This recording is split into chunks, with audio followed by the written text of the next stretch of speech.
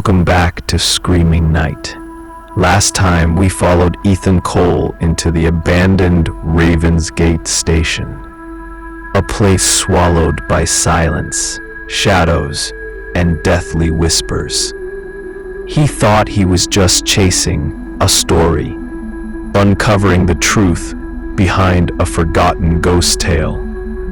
But the deeper he went, the more the line blurred between myth and reality. At the end of part 1, Ethan heard the impossible. A voice, soft, gentle, yet undeniably alive, whispered his name from inside the train, and the chilling truth began to sink in. The station wasn't empty. It was waiting. Tonight, the nightmare continues. Welcome to The Last Passenger, Part 2. Ethan froze, his breath clouding in the icy air. Ethan, the voice came again, soft but clear, drifting out from the rotting train like a secret carried on smoke. His heart hammered against his ribs, every instinct screaming at him to run, but his feet refused to move. It wasn't just the shock of hearing his name, it was the way the voice sounded, too close, too familiar. It was his mother's voice. He swallowed hard, his lips trembling. No, that's impossible. His mother had been gone for years. He remembered her funeral, the cold rain, the weight of the casket lowering into the earth. And yet here, in this dead station, she was calling him. Ethan, the voice whispered again. This time it carried a hint of sorrow, like a plea. His chest tightened. Against every ounce of reason, he took one slow step toward the train. His boots scraped the cracked tiles. The sound echoed unnaturally loud through the vast emptiness of the platform. The train loomed in front of him like a coffin stretched across the tracks. Its windows were clouded with grime, its paint peeled into strips, its doors gaping open like the jaws of something hungry. The closer he got, the stronger the smell became. Not just rust and mildew, but something else, something foul, like rotting flesh. He gagged and covered his mouth with his sleeve, but the voice drew him closer, step by step, until he stood at the entrance of the first car. The shadows inside were thick, swallowing what little light the station lamps offered. His flashlight trembled in his grip. He raised it slowly, the beam cutting through the darkness. Empty seats stretched out before him, their torn cushions spilling yellow foam. The floor was littered with dust, broken glass, and scraps of paper too faded to read. The air was still, too still, and then a figure. For a split second, Ethan swore he saw someone seated at the far end of the car. A silhouette hunched forward, head bowed. His breath hitched. He raised the flashlight higher, but the seat was empty. His pulse thundered in his ears. His hands shook so badly he nearly dropped the light. He muttered to himself, his voice a cracked whisper. Ethan, it's just in my head. I'm tired. That's all. Just shadows. But deep down, he didn't believe it. Ethan forced himself deeper into the train. Each step groaned beneath him. Dust stirred in the beam of his light, curling in the air like tiny ghosts. He moved between the rows of seats, his eyes darting left and right, searching for movement. Halfway through the car, he heard it. A breath. Not his. He froze, every muscle in his body locking up. The sound had come from behind him, soft, deliberate, almost inhuman. He slowly turned, his flashlight trembling across the seats. Empty, every single one. And then a face appeared in the window beside him. Pale, sunken eyes, mouth stretched wide in a silent scream. Its skin was cracked like dry earth, peeling in long strips. Ethan stumbled back, his flashlight slipping from his grasp and clattering to the floor. By the time he scrambled to grab it, the window was empty again. Ethan's voice broke in panic. Ethan. No. No. No, no, no. What the hell is this? He turned to run back toward the exit, but the door at the end of the car slammed shut with a deafening bang. He jumped, his heart nearly bursting from his chest. He rushed to it, pulling hard, but it wouldn't budge. That's when he saw it. Sitting in the very first row, across from the door he had entered, was a man.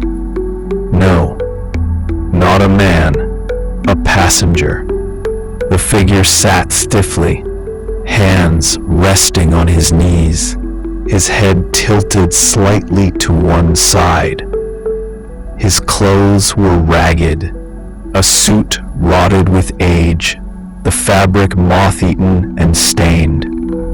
His skin was as pale as wax, stretched tightly over bones, and his eyes were hollow sockets, black and endless. Yet somehow, it was staring right at Ethan. The figure's mouth moved, slowly, deliberately. Ethan couldn't hear the words at first, just a dry rasp, like paper tearing. But then, the sound filled the car, crawling into his ears. The passenger, sit down. Ethan's knees buckled, his throat constricted. Every instinct screamed at him to obey, to sit in one of the cracked seats, to become part of the silence. But his will fought back, trembling on the edge of collapse. Ethan, no, I'm not staying. I'm not one of you, he screams. The passenger tilted its head further, its neck bending at an impossible angle. A grotesque smile tore across its face, splitting its skin. Black liquid dripped from the corners of its mouth. You already are, the passenger says sarcastically. The lights inside the car flickered violently. For one heartbeat, Ethan saw dozens of figures sitting in every seat, pale, rotting, their heads turning in perfect unison toward him. Then darkness. When the lights came back, the seats were empty again, all except for one, the passenger still watching him, grin wider than before. Ethan stumbled backward, slamming into the locked door. He banged on it, screaming, "Let me out! Let me out!" The train groaned beneath him. Somewhere deep within its rusted belly, the engine roared to life. The sound shook the entire platform. Dust poured from the ceiling, and the wheels screeched as if the train were preparing to move. Ethan's terror spiked into rage. "No, you can't keep me here!" He smashed his fists against the glass, his voice cracking with desperation. His breath came in gasps, his vision blurred with tears. The passenger only watched, silent, patient, waiting. Then, the voice again, not the passenger's this time, a woman's voice, his mother's voice, soft, gentle, calling from deeper inside the train. "Ethan, please, come sit with me." His blood turned to ice. His vision swam. The passenger tilted its head again, as if amused, as if inviting him to follow. The lights flickered. For the briefest second, Ethan saw a figure standing at the far end of the train. A woman, her outline unmistakable, his mother. And she was beckoning him forward. His legs shook violently. His heart pounded. The train groaned, ready to depart. And Ethan realized with bone-deep horror, once it moved, there would be no getting off. The voice called again, "Ethan," and despite everything in him screaming not to, he took one small step deeper into the train. But the voice came again, calm, patient, heartbreakingly familiar. "Ethan." The train lights flickered, buzzing faintly overhead. For a fraction of a second, Ethan saw the shape of a woman at the far end of the carriage. Her outline glowed faintly in the darkness, her figure tall and graceful. And though her face was blurred by shadow, he knew. He knew. His mother. She stood in the aisle, one pale hand reaching toward him. She didn't move, didn't breathe, just stood there in perfect stillness, beckoning. Ethan's lips quivered. His breath came out ragged, his chest heaving like it would split open. "Ethan, no, you're not real. You're not real." The passenger let out a low, rattling chuckle. The sound was wet and broken, like lungs filling with water. Its eyeless sockets gleamed in the flicker of the failing lights.